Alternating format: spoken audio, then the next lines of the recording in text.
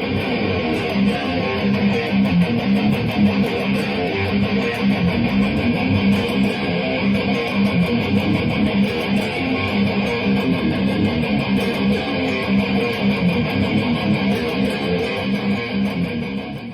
right, everybody. Welcome to the Barn Burner Breakdown. I'm your host, Fred Sibeli. I'm here with a very special guest today. This man I've known now for about 3 years. He's a very funny comic out of Haverhill, Massachusetts. We do shows together at Spigot River Brewery. Please welcome the friend of the show, Maxwell Shultz. Yeah. Also, another, technically, I don't know the last performance I'm performing I've done, but Yeah. other Me either, to be podcast honest. Thank you for having me. Yeah, absolutely, man. Now, this is a sports podcast where I think we've actually talked about sports like 3 times in the 10 episodes. That makes me feel better about this experience I'm going into. I know very little about sports. Yeah. I mean, that's all right. We usually just talk about whatever. You know? Yeah. Sometimes sports comes up. What's the closest thing you've ever done to a sport? I mean, I when I was a kid, I was in Little League, and I played, like, Haverhill Pal Soccer or whatever. Yeah. And I love World Cup soccer. Okay. That's about the length of it. Like, I watched the Super Bowl and had a good time. Did I care who won? Not really at all. How much of you watching the Super Bowl had to do with Haley making you watch it because Taylor Swift was going to be None. I mean, we're both Taylor Swift fans, Okay. but, like, really it was just, like, it's the thing you do is watch the Super Bowl, so we watched the Super Bowl. That was pretty much it. Yeah. Little known fact, Max proposed to his future wife at a Taylor Swift concert. I sure did. So he's got deep ties to T Swift. I don't really know her stuff, so I can't. That's fair. Say. You know what I will say I really enjoy is, or I've done it a few times. It's been a little bit, but watching the World Cup in the North End. I think I've done it at Mike's Pastry. They have that bar downstairs. I don't know if you've been there. But whenever Italy plays, they pack out pack it out. It gets pretty nuts. That's cool. It's cool. That's cool. I mean, I'm half Italian, so I'm either rooting for Ireland or Italy whenever the World Cup's on. USA usually, men's USA anyway, usually. Maybe second round. Yeah. Maybe. But the next World Cup's going to be really interesting because it's the first time. Well, 2 reasons. One, it's the first time it's in North America since I think 2004. That was at Gillette, right? It's all over the U.S., Canada, and Mexico, which is also the first time that more than one country has won the bid, like a group bidding on who gets it.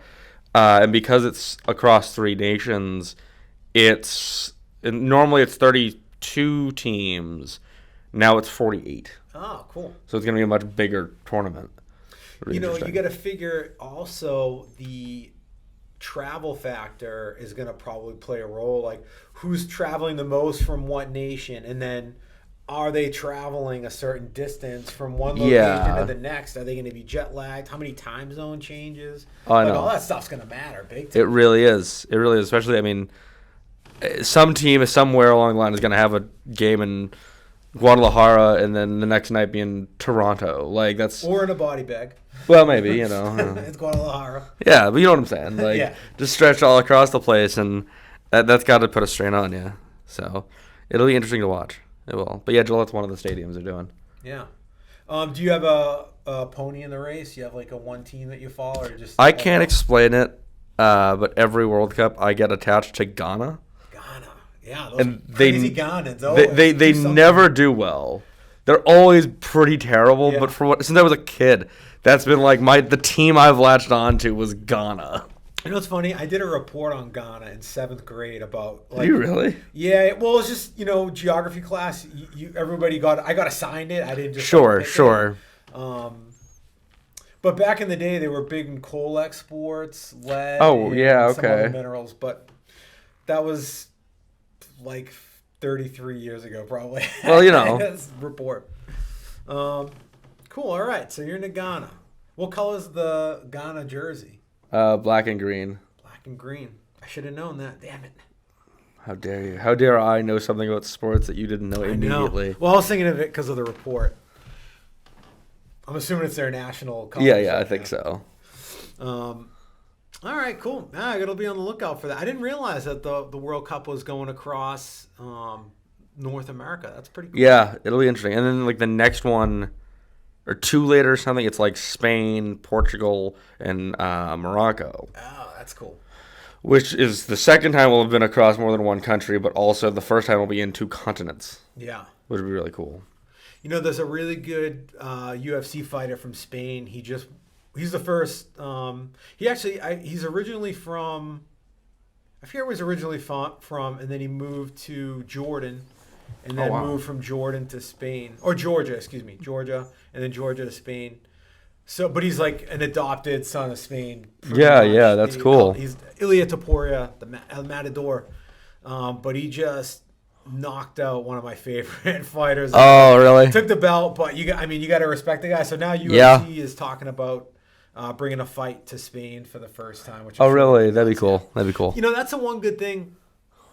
Not the one good thing. There's a lot of good things about UFC, but one thing that they really do try to do have been trying to do, especially since COVID, kind of all lockdowns in it, is like getting to other nations. And when they get a champion from another nation, they really try to get to that spot. That's cool. Because it's a mutual relationship in that sense, where when you're carrying a whole country on your back like a team does, like the World Cup team does, that's bringing in a ton of viewers. It's also building that one person's popularity and just making everybody a ton of money. Oh, yeah. Yeah, no, it would be... It's smart on their end to do that. Yeah. I had no idea. I'm so far removed from the world of UFC. Yeah. When you asked me to be on this show, I was like, I'll do it, but... It's crazy I don't know how why. much it's grown, you know? But I like talk... The reason I started doing this show, actually, is because most of my friends also, none of them watch UFC. Oh, really? You know, it's fun. I got one buddy. I'll give a shout out to Rob. I don't know if he's actually going to watch this or not, but he, a buddy of mine, I met him through a fantasy football league that I joined. But we've never actually met in person. Oh, my goodness. So, but I actually realized, like, I actually text with him more than my wife. And it's usually about some sort of UFC bet or college football, college basketball bet. Sure, yeah. Something like that. And, I was looking at the other day. I was like, it's weird how much I talk about UFC to somebody I've never met in my life. That's funny.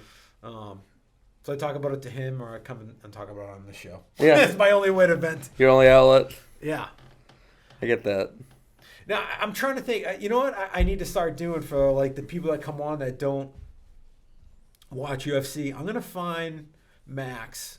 I'm talking about you. Yeah, I figured. Here. I'm going to find Max, like, the one UFC fight I would have you watch to, like, get you sucked in.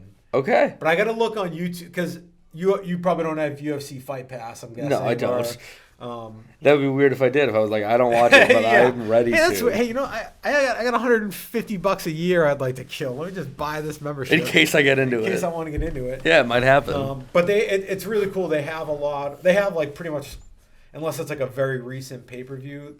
Okay. Everybody's catalog of fights. That's cool. But I'm gonna look on YouTube, because that way you can watch a free fight. But I'm going to find a good one. What immediately has come to my mind is you got to go maybe Nate Diaz, Conor McGregor, 1 and 2, because that got so many people involved. Okay. There's a ton of good build-up to the fight. Like oh, really? A lot of trash talk. And then Robbie Lawler and Rory McDonald. That's a classic. That was on the same card as Diaz. Oh, yeah? McGregor won. But yeah, whatever. I don't have to just keep rattling off fights for it. I'm going to get you to watch one. All right, I'll watch one. A cool moment. You're going to be like, wow, this is crazy. I'll check it out, yeah. Dude, how's comedy been going, man? Really You've been running well. a ton of shows. Yeah. We got our Spigot River shows. Obviously, we can talk about that later, but... yeah, so, like, it's, a little inside baseball for anybody watching. I just got back from a meeting with the guy that we do the shows with at Spigot River. But in addition to that, I've got shows at Fortune Bar in Amesbury coming up. Those have been going really well. I've got my first show, actually, and I don't know when this actually airs, but from today, about 2 weeks from today, I have my first show at, or a week and a half from today, at Crosstown Pizza in Haverhill. I think you're on that show. Yeah, I think so, yeah. I got a place in Ipswich, another place in Amesbury that I'm working on. What's the place in Ipswich? Ipswich Brewing. Ah, okay, cool. Or Ipswich Brewery. Yeah, I have a friend that, like, I don't even really know that well, but knows my brother and father pretty well, who's been coming to a couple of my shows, and is like, I want you to do this where I work. Yeah. And we've been talking back and forth, and it looks like that's going to happen in April. It looks like April 11th, I think. Whatever that Thursday is. I think it's the 11th. Okay. Will be the first show there.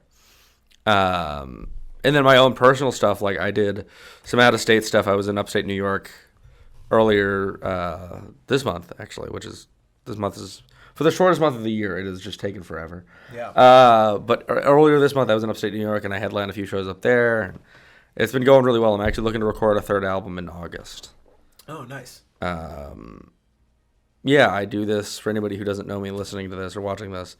I put myself on an average of 2-year cycle where I'll record, like I recorded my last album, Just Another Beautiful Day, in November of 2022. And then not quite 2 years later, but August of this year, 2024, I'll be ready to record another roughly an hour. Yeah. What's your process like as far as how do you know when that hour is ready to go? Aside from this time, obviously, like you're saying, like roughly 2 years, but so usually that's a factor, but also it comes down to, I don't know if this is true for every comedian, but I feel it for me is like there's this like finite amount of time when jokes are still funny to audiences, but not so funny to me that I'm telling. Mm-hmm. And when it goes past that amount of time, they're not funny to anybody. It was before that amount of time, they're not quite funny enough for the audience, but they're too funny for me. And that sweet spot is when I like to record. So, like, I mean, this might not mean much to anybody who doesn't see me regularly, but, like, my in memoriam joke about the dead guy, like, I still find that joke funny, but, like, I can't tell that joke forever. Yeah. You know, and there's been jokes that I've written since around the time of Just Another Beautiful Day coming out that are new in the set list that I'm just... I can't tell these forever, and that's usually why I record, is when I have like an hour of material that I think is solid, is good, I can depend on it, but I would like to move past it. Yeah. How long into comedy did it take you to come up with an hour? So my first album is called You Can Call Me Dad, and when I recorded that in, I want to say December of 20. No, that doesn't make sense. I don't want to record the stupid thing. It would have been 6 or 7 years in, I guess, because this year's 10. It would have been 6 years in. 6 years into comedy is when I recorded that. Yeah. Because I recorded that album, and like it was a really interesting setting. It was like right when things were starting to open up again after the worst of the pandemic.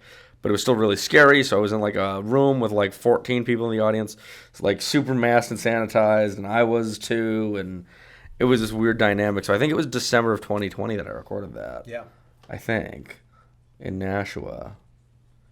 But that took about a year, and the whole reason I wanted to record that was I had friends that, like, at that point I was mostly just talking to online because of the pandemic, saying things like, you know, we miss your material and all this stuff, and I was like, well, okay, I misperformed, but I don't miss the material you all miss.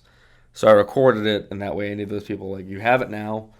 It's just on streaming, or you have the physical media, or whatever. I don't have to worry about still doing the You Can Call Me Dad joke, or the So Funny I Died joke, or 3 Billboards, or whatever. Like, any of the jokes on that first album. And I love those jokes, and every so often it's fun to, like, revisit them here or there. But rarely do I like to just do those regularly in a set. Yeah. Like, you know, my Haverhill shows, I do that stupid joke about the horse in Lafayette Square, but that's because I know it's a Haverhill joke that hits on Haverhill people. It's the oldest joke I still tell. Yeah. You know? That's off your second album, right? Huh? Do you put that on your second album? I think that's in the first. I think the story about Lafayette Square and the Rotary, I think that's in the first album. Maybe I'm wrong, but I'm pretty sure it is. Oh, okay. I don't remember. I think that's on You Can Call Me Dad. But anyways... that's kind of the gist, is I try to do, and like the whole reason I want to record this album is I'm getting married in October, and a lot of the material I'm working right now is about being engaged. Yeah. And so I'd like to record it before I'm not anymore. Right. And August of this year makes 10 years that I've been doing stand-up. That's great. Yeah, so that's why I'd like to record in August. I tried writing down all of my jokes that I've really ever, not every joke I've ever had. Because, Sure. You know, but, the jokes that I've used in some type of like actual show setting. And I have them all recorded. I need to like go back and listen and figure out like actually how many I have. But I feel like my biggest issue with trying to get to the hour is I have a certain set of jokes that I know work really well, and I have a hard time stopping working on them. I feel like I have to always like put them in somewhere instead of taking nights to just do all new material and not so much worry about if I'm going to get a chuckle from the crowd or whatnot. Right. You're going to have those times. I find myself falling back into this hole, not a hole, but where I want to at least get one laugh, so I put an old... No, I totally get that. I mean, you want to get that laugh. That's what we're all chasing, and that's the whole thing. Like, with my 2-year cycle, I try to put myself on. I mean, you've seen this in the last year and a half, but I recorded that second album, and then since that, like, I slowly phase out jokes, but I only phase them out when I have something that's like, in my mind, at least equivalent or better to replace it. Yeah. In a headlining set, like, I still do the laundry tooth joke. That's the only one that I consistently still do from that album, but I do it because I know it's going to hit every time. Yeah. I know people think me finding a human tooth in the laundry is ridiculous, because it is. But it happened, so it's, I get it, is what I'm saying. Yeah.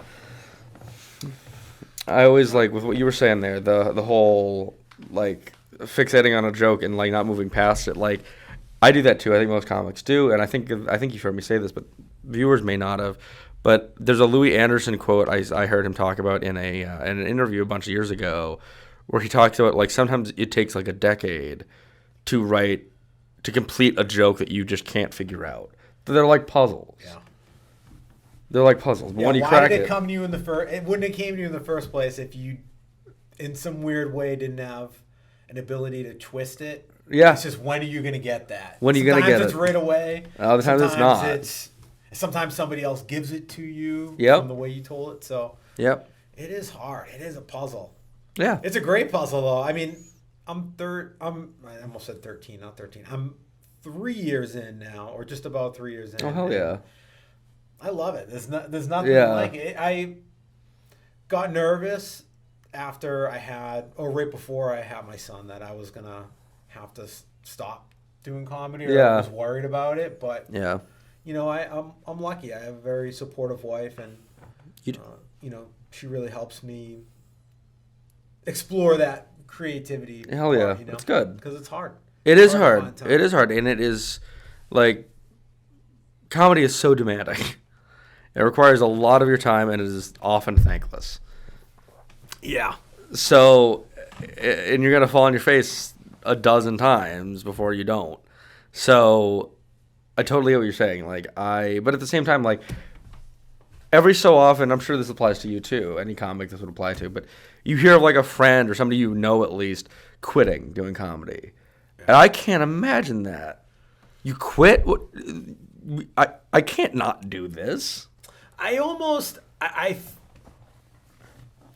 think I know less people that are outright quitting and more people that have just faded away and I've never seen them again. Yeah, that too. I've met people before who are like, all right, I'm just done doing this. I won't say who it is, actually. I have a good friend in comedy who recently was like, yeah, I'm done doing this. And it just blows my mind, like, how can you stop? Like, I love it so much. Yeah. I mean, I'm new enough too where I feel like I don't know as many people in comedy as you, so I'm sure you run into it more or know more people that have done it. And who knows? Maybe it'll happen to me too. I'm only 3 years, so yeah, man. I hope not. Yeah, I'm knocking on wood. Yeah, right. No, we got some time. We got some plans coming up. So yeah, we do. Anytime soon. We have Max and I have been working on putting together shows at Spigot River Brewery in Lawrence. Yep. And the shows that we've had so far have been amazing. The owner's been really helpful as far as helping us figure out dates and times and letting us book ahead. So Max and I also are going to have some good announcements coming up soon. Yeah, stay tuned for anything pertaining to our projects together. Yeah. Now, aside from the actual comedy, talk a little bit about how you book shows for the shows that you've booked and what your process looks like for that. Yeah, definitely. I mean, it's probably good covering to have on or off camera with you. So like booking shows, I run Malice Comedy. If you see Malice Comedy on anything, it's me or me and Freddie, or that's pretty much it. that's behind the scenes. And that started in 2021, which is insane to think about, but the end of 2021 is when I started doing this. And initially it was kind of like random who I was booking, and it was clunky, and it was just people I knew were funny or I was friends with, but they didn't necessarily go well together. Yep. Now that I've been doing this for years, I've got a network of probably close to 300 comedians that I can call upon to do shows. Yep. One, I want to say thank you to most everybody in the New England comedy scene or beyond. There's less than 5 people I would not book again. That's freaking awesome. But also, the people I do book is what I was trying to say. Sorry, I had like a hiccup cough thing. The people I do book, I try to clump them together with people who I think would go well with them in a showcase or a headliner show. Typically, I either will just reach out to people I already know because I have such a wide variety of comedians that I can use. Yeah. If not that, or I want to just get some new tapes in my eyes and my brain, I put a thing in social media saying I'm looking for comedians for these dates and these locations or whatever. I did that the other day for a show coming up, and I got like 30 people to text me and be like, hey, I don't even know the date because I forgot to put the date in the thing. They're like, but like it said April, and I have nothing in April. And and it was, it gets overwhelming because you have to listen to all these tapes, but like you do what you can. Yeah. I'm not going to say that I've listened to every tape everybody's ever sent me because I haven't, but I've listened to the majority of them. Mm-hmm. And I try to be forward with people. If I don't want to book them or I can't book them, I explain to them why, or I try to at least, But for the most part, I've been very fortunate with the headliners I've come to know, with the comedians overall that I've come to know, booking good hosts. I've taken the role of hosting more often than not. But yeah, I love it. I love booking shows. And I'm getting good at it. Like, initially it took me like days to figure it out. And I booked a show coming up in April the other day.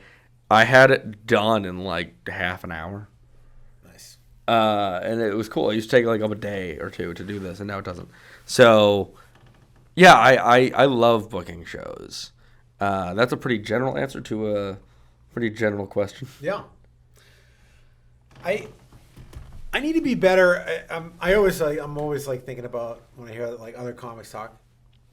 Yeah. About how I apply it to myself, and I actually need to be better about how I reach out to bookers and what is successful about the way when I've gotten shows versus when I don't hear answers back, or if I haven't gotten a show.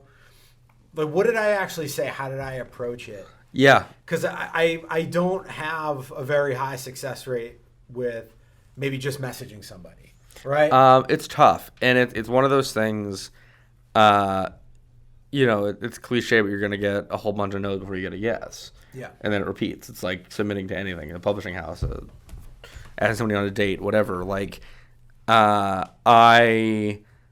going to shout out Lloyd Legacy Sharp, though, because what I do, I took really right out of his playbook, which is he does Mondays. I don't stick to a day of the week, but every week and a half, I just message like 5 or 6 bookers, just like, hey, you got anything coming up? Hey, you got anything coming up? Sometimes it sticks. Yeah. People not every booker, I guess. I can't speak for people that aren't me, but as a booker, I like when I get a follow-up from somebody. As long as it's respectful and isn't like, hey, why didn't you put me on a show? Because I've got that too. Yeah. But when I get a follow-up that's along the lines of like, hey, just wanted to check in. I'm sure that show may be filled up, but like here is my tape if you want me to work with you down the line. I was actually talking with a woman today who I'll leave out of this because I don't know if she'd be cool with me saying her name, but a comedian out of Salem, I think. I don't know. I'd never met her. Still haven't. But she messaged me her tape. It's great. And I'm just trying to find a slot for her, actually. Yeah. But I've never met this woman. I don't even know how long she's lived in Salem because I know most of the Salem comics. But she's great. She seems great. And so I'm trying to find a spot for her to open a show at because she's still relatively new. But she's very funny, and it's worth giving her a shot. Worth giving her a shot, yeah. And that's some of my best friends in comedy are people that I just ended up on a show with, whether I booked them or somebody booked both of us or they booked me, you know. Yeah. I love it. I love being in comedy. I love the community. I love the interesting people you meet along the way. Yeah, there's some interesting people in comedy. And that's what makes it great and so diverse. If everybody, usually people don't like the same version of a comic, right? Yeah. Like Tim Allen was great talking about tools and garages and stuff like that. If next week someone else is talking about the same thing, like it could be just as clever in the punchline, but no one's going to think it's as funny as Tim. Right. Yeah. Or vice versa. Yeah. Yeah. I mean, there's a strategy to the whole thing. I straight up won't book people who I think are hurtful in their comedy. I know you've heard me say this before, but again, you guys may not have, whoever's watching, but I think for me at least, I want my comedy to not only make you feel better and laugh and have a good time, but I want you to like, I don't want to sound like a teacher and say you've learned something, but like maybe you feel more okay with who you are after the show. That's why like in my recorded material and the stuff I still do, like I talk about death, I talk about getting an STD, and like it's you live, like it's fine. It sucks, but you live. You just deal with it. And stuff like that. Like it's important. I talk about abuse because it's important and it has happened to me, and I think like if I can laugh about it, maybe you can too, you know? I've lost the point of me telling you this, but it was there. Yeah. No, I think that makes a lot of sense though. If the crowd doesn't have a good time, then what's the point? Right. Of going up. Thank you. Especially from like the booking standpoint. Yeah. You're booking people because they can bring in tickets and people leave happy and want to come back. I don't personally feel there's any subjects that are untouchable or neither do I. But I do think that people that show tact on stage or like some sort of awareness are comics that I want to see. Exactly. Like I've worked with people who are just like, and I'm not even saying hurtful to any given person or community or background, but like ranging from that to like, there's comics that I've booked who are just disrespectful to the venue, to me, to the other comedians. Well, I'm not going to book that person again. Yeah. But again, fortunately, it's been like a minuscule amount of the people that I've booked fall into that category. I'm very thankful that's the case. It's funny that you said like you don't want to be a teacher. I am probably better behaved at a comedy venue than I was at school because I'm praying to God that they book me again. So I'm like, you need some napkins picked up. I'll get behind the bar. I'll book whatever you need. Just please, dear God, book me again. Yep. Absolutely. And it's good too because like with the Spigot River shows and the Fortune Bar shows and the other shows I've been running, like I'm at a point, I've been doing this long enough where like a lot of people really enjoy being on my shows. Not that they didn't initially, but like that number just seems to be exponentially growing, and it's a really good feeling. Yeah. I love running the shows. All the comics that I've done, your shows would love them. Yeah. And the audience too. The Fortune Bar, I like the Fortune Bar show because the crowd's rowdy. They sure are. It's a good rowdy crowd. They sure are. And we had a show Thursday there, this past Thursday. That was the second one. And it was more of the same. It was just nuts. Yeah. Nuts. And the bar liked us there, which is nice. And that totally, like, that, the Fortune Bar show is, like, And I'm very fortunate that they've come to fruition because that came from a guy who at the time was a complete stranger coming into the coffee shop I worked at and just saying, hey, you do comedy. I want you to do comedy at my bar. And I've now networked out of that bar like 4 or 5 important contacts. Yeah. Which has been really cool for me. So Greg, Connor, shout out to you. Thanks for helping me out. Yeah. Is that how that goes? What do you do? I think so, yeah. I don't know. It's the Sammy Sosa? Yeah. What got you to start doing comedy in the first place? Oh, fun. Yeah. I am a musician. I shouldn't say was. I don't really think that goes away. I'm a musician. I was a drummer. Am a drummer. I keep saying past tense. I'm a drummer, and I was in bands throughout all of like middle and high school and afterwards. And then the last band I was in, I was the singer and drummer at the same time. And then it like dwindled down to just me and a piano player, which was a fun thing. We were a folk band, so it was like it worked with me playing light drums and singing while he played keyboard or piano. And then he quit, and I was just like, well, I can't. I'm out. I can't do this solo. And all the while, like behind, in my ear were friends of mine being like, you should attempt stand-up comedy. You should give it a shot. And so I was 19. I went to a coffee shop in Salem, New Hampshire, and I just gave it a shot. And it didn't go terribly. So I gave it a shot again. And then I got hooked, and I've been doing this ever since. And like I said, August makes 10 years this coming August. Oh, hell yeah. What was the coffee shop? Coffee. Aaron Tornberg, who I work with pretty closely now, you do too. Yeah. He was the host of the first open mic I ever did. Oh, really? Was it a mix, like a music? Yeah, it was a mix. I was the only comedian. That was my first comedy open mic, so I wasn't even a comedian yet. It was just, it was anything goes open mic. So yeah, I just went up.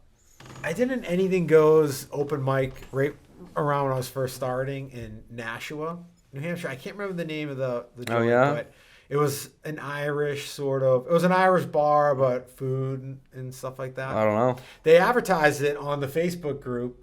Oh. And they said, in the comics, New England comic stuff. So I'm like, oh, great. But I went there, and same thing. I was the only comic, and they had, I think it was pretty much a house band, but they were doing songs in between other people that were coming up. And it was not a comedy vibe whatsoever. Actually, my set didn't go too bad, considering it was right around when I was first starting. Yeah. But it was weird. There's something about like the mixed mics. I don't love them. No. The comedy mixed mics I have. I love them sparsely. Like, they're fun once in a blue moon. When it's a place you haven't been in a long time or ever been to. And if you're friends with, like, one of the musicians, then like a lot of my friends are musicians. And I can't even... there was a mixed mic in Haverhill that I don't even know if it still exists. But not that long ago, one of my best friends, Colin, and I went up. He played guitar. I did a set. It was fun. But I wouldn't make a weekly habit of going to that mic because they're expecting not me. Yeah. I think they're fun like a couple times a year. The last one I went to, the performer right before I went on had about an 8-minute absolute shredding session. People were going, women were practically throwing their bras at him. Oh my God. The dude tore it up. Yeah. And he killed it. And for the entire 8 minutes, people were just locked onto him. And then I got up there and had maybe one of the biggest turds of my life. And part of it, I got to say, because everybody was still had such an adrenaline rush from this dude killing. But in such a different way than a comic would kill. Oh, yeah. Usually it's good when you go up after a comic that just did well because the crowd's now into it. Yeah. And it gives you a little room to work. But after musician, they just wanted absolutely nothing to do with me. Yep, I've been there. Ugh. I've been there, and it's weird. It's weird, and like I've been booked before. And I don't know if maybe you have too. I don't know, but I've been booked to like open for a band or whatever, and like even that's weird. I was supposed to. I actually was gonna open for this music festival in Salem. This past summer, Allie Del Franco got the gig. But then something, I forget what happened. I couldn't make it. But it actually seemed kind of cool, so I was kind of bummed that I didn't get a chance to do it. But yeah, I forget what the heck. Well, it doesn't matter. I didn't do it, but yeah, no, I mean, like I opened for there's a band out of Nashua called No More Blue Tomorrows, and I'm friends with the people in the band. I opened for them in Nashua like a year ago, and like they have really good originals, but they're just like a solid rock band, like just like they're doing stuff from like the Beatles to like Oasis to their older stuff, Yeah. But I will say this, and I open up for them doing like the most gross, awful material, and the audience is like, what is this? And then they go on and they do whatever they open with, a Bowie song or something, and it crushes, and I'm like, I'm not really totally sure why I'm here. Yeah. But thanks for having me. Yeah. Opening though for a band is a different element than definitely a mixed mic. Definitely. Where you're jumping in and out. I'm just saying they're both weird. Yeah, they are both a little bit weird. Did you ever watch any of the Jim Brewer stuff when he was opening up for AC/DC? No. Jim Brewer, for an entire tour. Oh my goodness. I think it was, I could be wrong. I thought it was AC/DC. It might have been Metallica, actually. It was one of those either way, I don't know about this. And Jim Brewer opened up for them for a tour. Wow. And it's amazing. Really? I think he did a special with all the material that he did. Because he can actually sing his ass off. Too. Oh, really? And it's crazy how good he is. And just all the impressions that he makes of musical instruments. Oh, yeah. I really recommend watching. I'll look that up, the Jim Brewer special. Yeah, let me know. That sounds really cool. Really I didn't cool. know about it's it. Dope. Wow. That would be a dream, opening up for one of those big bands. Oh, yeah. AC/DC or Metallica. Just if you... I've seen AC/DC a few times. Oh, really? I've seen Metallica once. And the production that they have is so crazy. The pyrotechnics, the light shows. Doing comedy in a setting like that would be amazing. Like Bert Kreischer's tour is, I think, pretty nuts with that kind of stuff. Yeah. Usually it gets pretty big. Any of those arena tours. I saw Bill Burr at TD Garden, and that was that was a great crowd. I'm sure. I want the pyrotechnics. I want it to be. I want to see a show where Freddie breathes fire mid joke. Ricky the Dragon Steamboat style, just that'd be sick. Have you ever done any of those? I don't know why I'm just thinking of it. Or have you ever worked with anybody that does those like carnival tricks, like breathes fire or sword swallowing? That'd be kind of cool. That would be cool. Too. The closest thing I've ever seen is, and this wasn't a comedy really. The guy was very weird, but there was when I was growing up, like teenager, my friend's mom's friend had like a fake eye that he was able to smoke cigarettes out of. Oh, cool. And it was very disturbing. I knew a guy that could do that too. But that's exactly that's the closest thing I have is and I don't even know what his name is, but he smoked butts out of his eye, and it was like. I did. I grew up around a lot of crackheads that did circus-ish type stuff. Like they could jump off a roof and land in a dumpster from like 5 stories up. Oh my goodness! Just like cartwheel out and be fine. I knew a guy. I won't say his name, but same thing. He had a fake eye. Yeah. He was from Pakistan. And he used to smuggle hashish across the border to India. What, in his eye? And he lost his eye. No, he lost his eye as a result of some sort of gangland shenanigans. This crazy dude. Yeah. But he could smoke cigarettes out of his eye. He would take it. This is when I bartended too. He would take it and he would just drop it in people's drinks. Like a beer stein. It was pretty gnarly. It was cool though. That is, I mean, in some way, yeah. Yeah. No, I've never met like a sword swallower. I've never, not to my knowledge at least.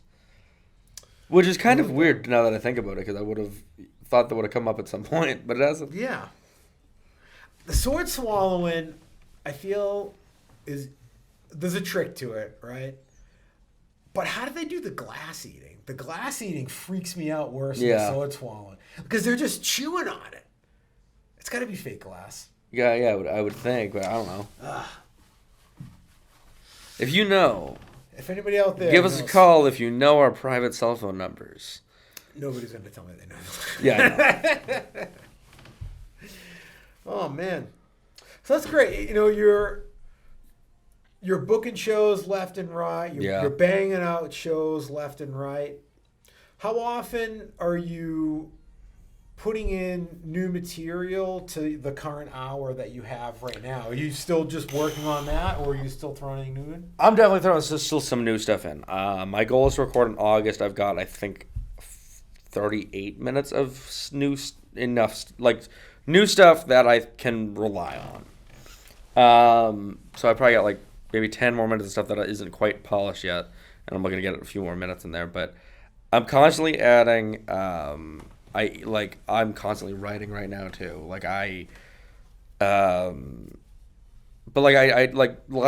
show I headlined, I ended up doing I think 46 minutes, and it was like 20 of that. 20. I did like 23 jokes in that set, and 20 of them were new from the album, which is a pretty good place for me to be. Yeah. Yeah. That's dope. Thanks, man. Yeah, I love it. I love writing. I love performing.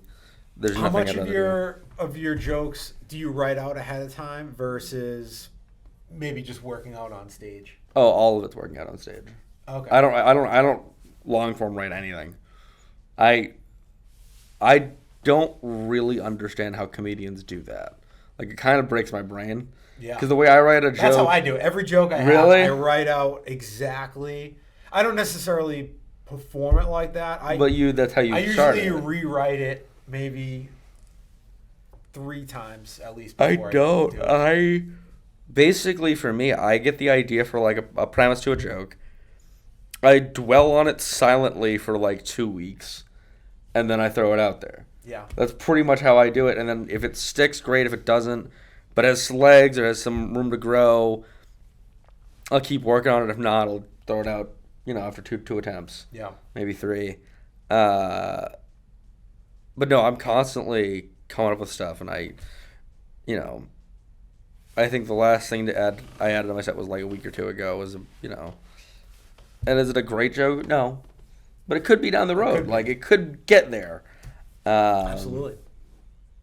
I like to write it out, edit a little bit, and then I put my earbuds in, and I walk around the mall saying it. I don't necessarily have music playing when I'm doing it. I just don't want people to think I'm talking to myself. I love the idea of you not only walking around the mall saying it, but performing it. I am legitimately performing as I'm walking around. That's awesome. The mall's always been my happy place. I always hung out at Square One Mall in Saugus. That was one of my haunts, whatever, when I was younger. Yeah. It's just my comfort zone. So that's where whenever I'm frustrated, I have to tell my wife, do you care if I just go to the mall for a little bit and walk around? That's interesting. As long as I don't buy a new hat, which usually happens, I got too many hats, I'm okay. Yeah, right. That's cool, though. I just dwell on these premises for probably an unhealthy amount of time, and then throw them at an audience and hope that they work. Yeah. That's what you gotta do. Yeah, but I've probably long form written out a joke maybe 4 times, ever. Yeah. Yeah, which is weird because I write prose for a hobby. And you wrote a book. And I wrote a book, and I'm half-assed working on another one.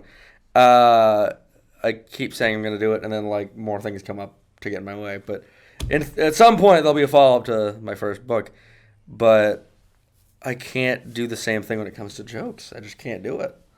Yeah. I can sit and write an essay about whatever it is, but I can't write a 3-paragraph joke. What made you decide to write your book? Oh, that's a fun story.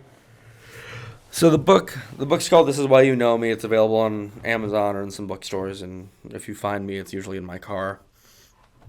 But it's a book it's 21 essays about a road trip I took in 15,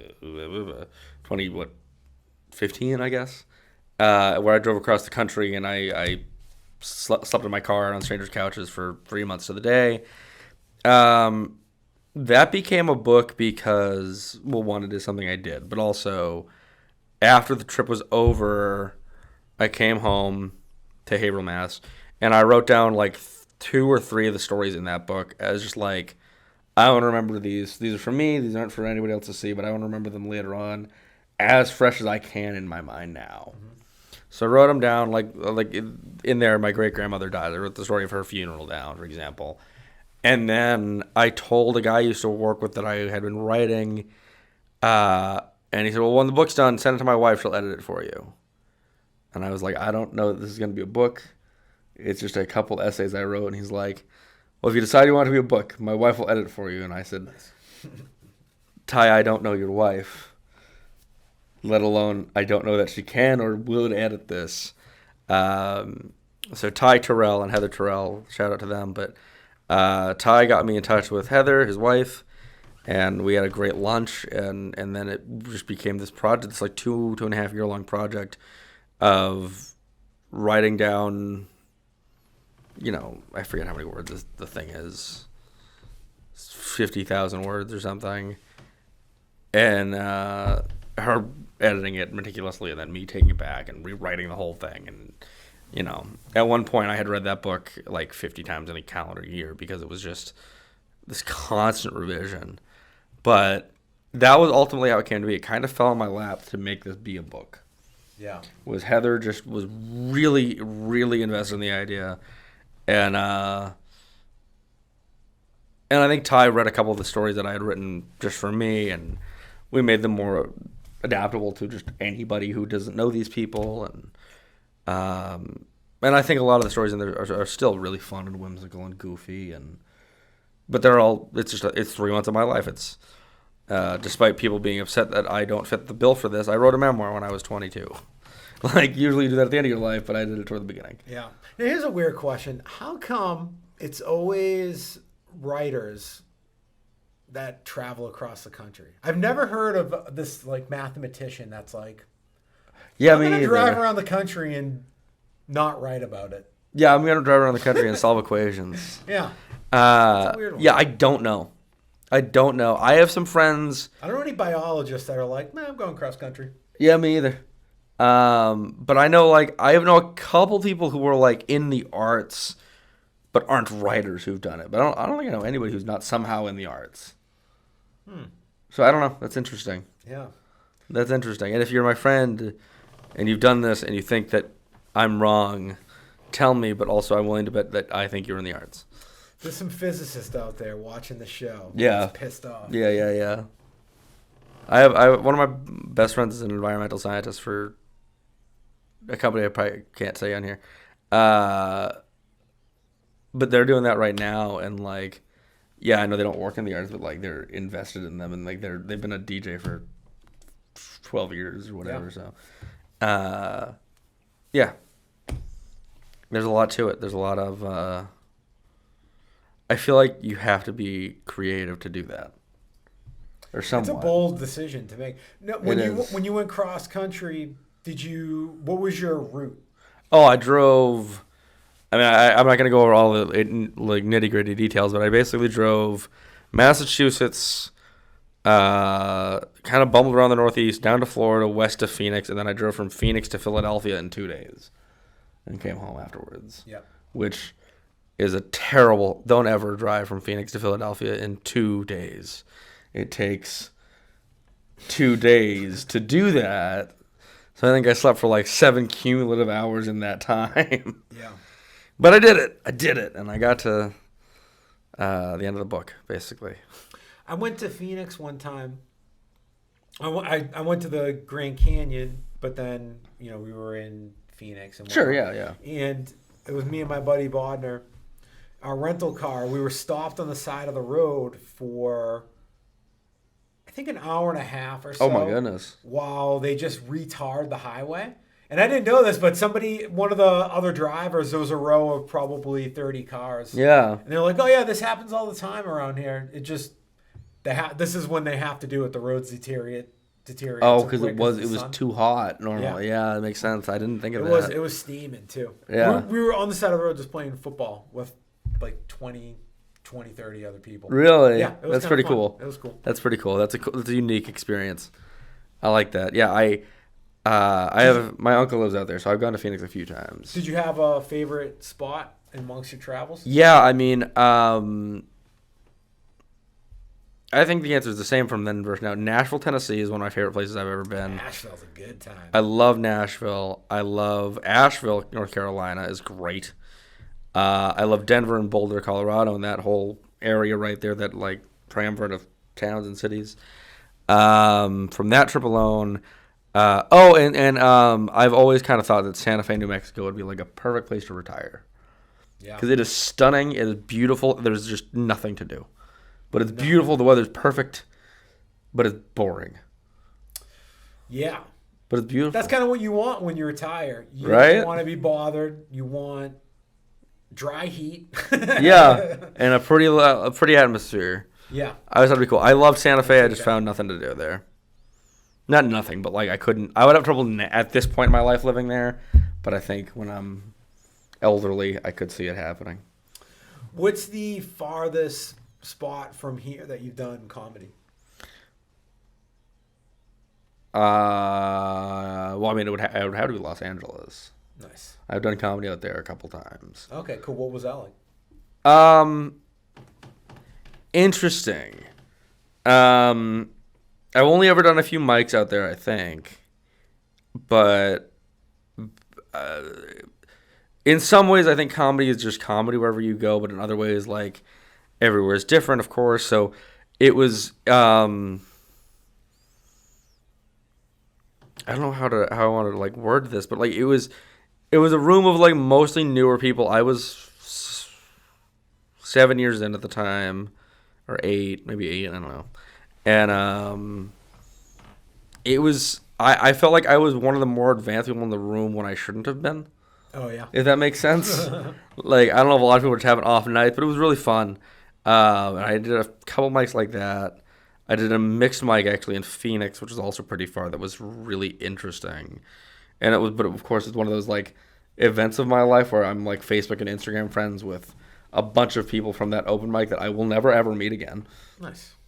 But I see, so and so had a baby, yeah. You know, I'm like, oh, that's cool. I don't know why we're still on here together, but that's cool. Yeah. Congrats. So yeah, Amy, I don't remember her last name, or Allie or something. I don't know. I got the weirdest message on Instagram the other day from somebody that I always see on my story views or likes a couple of my posts or whatever. Yeah. And I have no idea who she was, just figured along the way, like whatever. Yeah. Maybe I knew her somehow. She messaged me and was asking me about, she said, you have a cousin who I met with 2 of his buddies up in Portsmouth that told me to follow you, and now we're looking for her and her friend were looking for his buddy. Oh my goodness. It was just some weird stuff, but she didn't know my cousin's actual name. Oh my God. And she didn't recognize anybody off of my mutual friend or like friend, so they didn't have any. It almost seemed like a spam. It was almost. It seemed like a lie or a trick to eventually get me to give them a credit card of some kind. Right. Yeah. But it was also very specific about the location, and this person has been viewing my stories for like a year and a half. Oh my God. So I almost got sucked in, but so I talked to them for a while, but then I stopped and. Yeah. So whatever, but so weird. Yeah, I definitely could have been getting. I don't think catfished, but it was definitely a Nigerian prince somewhere. Yeah. Scheme, trying to get me, trying to get some Ghana money. Yeah. For the World Cup. Yeah, they needed it, right?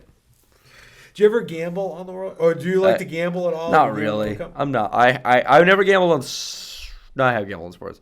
I've never gambled on the World Cup, but like I think it's fun. But I'm not like huge into it. Like the most on I buy scratch tickets a couple times a year. That's about it. Yeah, I don't really gamble a lot either. I have when DraftKings came out with their app, Yeah. whatever, I put a little bit of I put $100 in. I got up to $1,200 Oh, wow. in this account.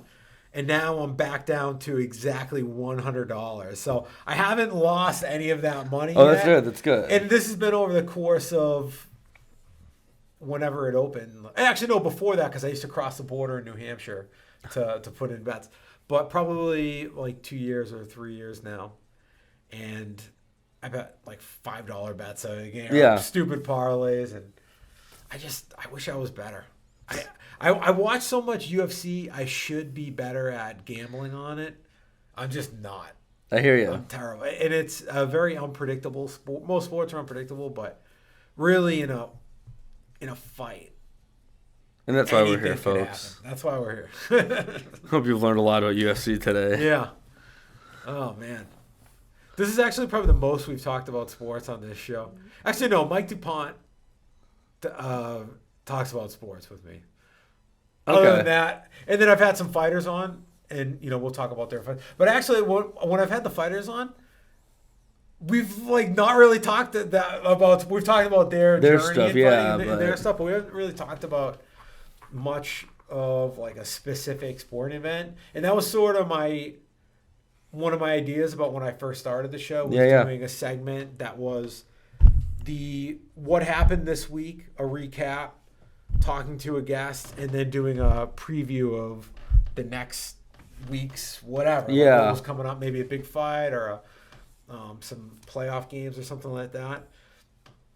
And it just never happened. Never materialized. Yeah. So maybe I'll do that one day, but One day. I don't know. I kind of just like talking to people. And, Yeah.